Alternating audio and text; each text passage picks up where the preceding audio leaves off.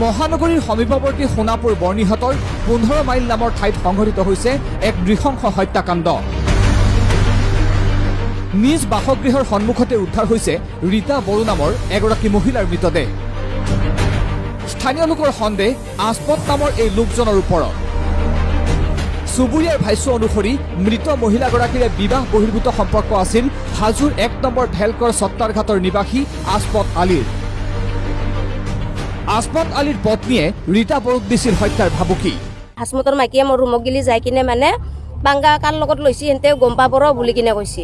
তাৰপিছত দে মইতো নাজানো এইগিলাখান বুলি কিনে কৈছোঁ মই নহয় মাৰি জাগাতে মাৰি পেলাই কিনে থৈ যাম বুলি কিনে কৈ আছে হেঁতে। তাৰমানে আমাৰ বাইদেউক সি ভাল পায়, হাসমতক ভাল পায় আৰু আমাৰ বাইদেউ। তাৰ মাইকীয়ে আগতে ৱাৰ্ণিং দিছে যে তই ভাল মানুহৰ লগত বোলে পাংগা লোৱা নাই বোলে, তোক বোলে দেখাই দিম বোলে আমি কি মানুহ হয়।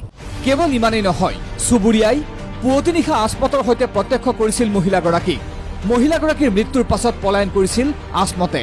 2:30 বজা গিলি ইয়াতে আছে বোলে সি। আৰু ৰাতিপুৱা বোলে মোৰ ৰুমৰ মানুহ এইগিলাখানে দেখা পাইছে বোলে 4টা বজা গিলি আছে হেঁতে। 4টা বজাৰ পৰা হেঁতে নাইকিয়া হৈছে। ৰুম মানে এইখিনিতে আছে, চব ডেম চেম এতিয়া চব তালা মাৰা। ঘটনাস্থলীত সোণাপুৰ আৰক্ষী উপস্থিত হৈ আৰম্ভ কৰিছে তদন্ত।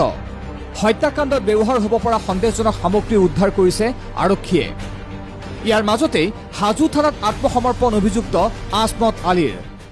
মোক মাৰিছিল আগত টাকা নেটাতে মাৰাতে মই এনেকুৱা আনিছোঁ, মোক মাৰিছে এনেকুৱা মাৰিলে মই মাথাত ধৰিছোঁ, ধৰি কিনে ৰাখি কিনে লাঠিটো এনেকুৱা টান মাৰিছোঁ, লাগি গ'ল ইয়াতে। মাইকীটো পূৰা মদ খাই নিচা হৈ আছিল।